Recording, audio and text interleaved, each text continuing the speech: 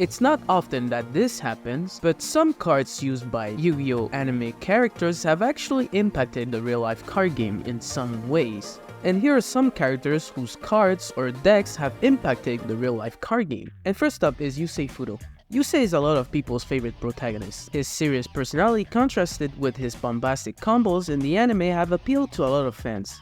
And some of his key cards in the anime were used during real-life tournaments and have actually made it to the top. During the Synchro era, Yusei had a lot of cards that could special summon itself or other monsters to the field. Notable cards that were used by Yusei and that were used in real-life tournaments are Fake Veiler, Quillbot Hedgehog, Quick Draw Synchron, Junk Synchron, Level Eater, Tuningware, Doppel Warrior, 1-for-1, Stardust Dragon, and Drill Warrior. And there's probably other cards that I'm missing because Yusei's arsenal is very varied. While most of his cards aren't very useful in the real-life card game, his deck does contain some pretty powerful cards too. Especially if you consider the era where these cards came from.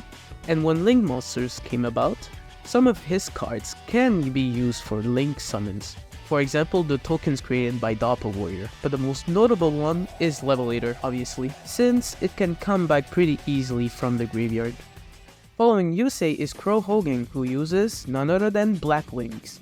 Black Wings are certainly one of the most iconic archetypes in the game's history. There's always new support coming out once in a while. There's also the fact that Crow appeared on Arc 5, so his support continued for a while. During the 5Ds era, this deck dominated a lot of tournaments, and it's no wonder since they had a lot of powerful cards, such as Black Whirlwind, Shura the Blue Flame, Bora the Spear, Gale the Whirlwind, and Kalut the Moon Shadow. Black Wings initially started with limited support, but they quickly gained momentum.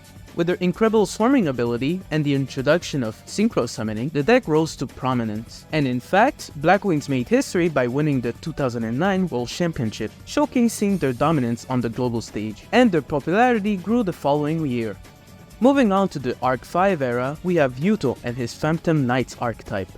While Yuto didn't get much screen time, his deck certainly made a name for itself.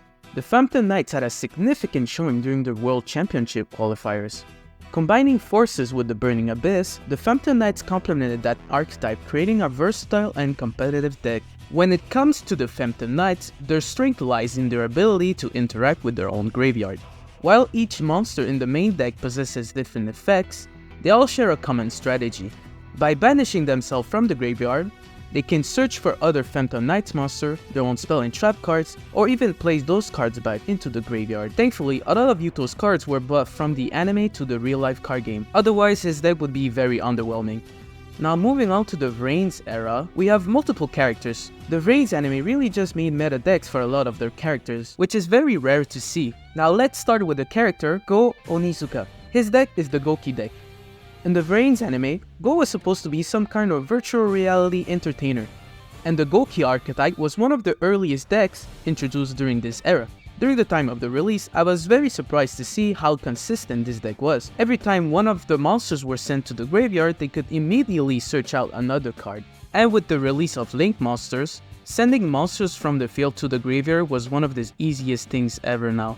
In any case, this deck was consistent enough to get some tops during the WCQ 2018. And there was also Aqua Dolphin in there for some anti-hand trap strategy, which is very funny to see since Aqua Dolphin was considered one of the worst Neo-Spatians cards. Another character in the Vrains anime that was some kind of online entertainer was Blue Angel, also known as Aoi Saizen, and her deck during the first part of the anime was called Trickstars, before she changed it to Marincess. Her deck focuses on chipping away opponents' life points while boosting her own Link monsters. In real life, players honed in on a few powerful cards from her deck, such as Trickstar Lightstage, Trickstar Candina, Trickstar Licorice, and Trickstar Reincarnation. These cards became key staples in competitive play.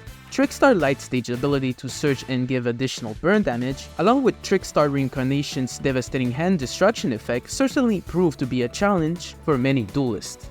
These cards, coupled with the consistency provided by Candina and the recurring damage of Licorice, propelled Trickstars into the spotlight.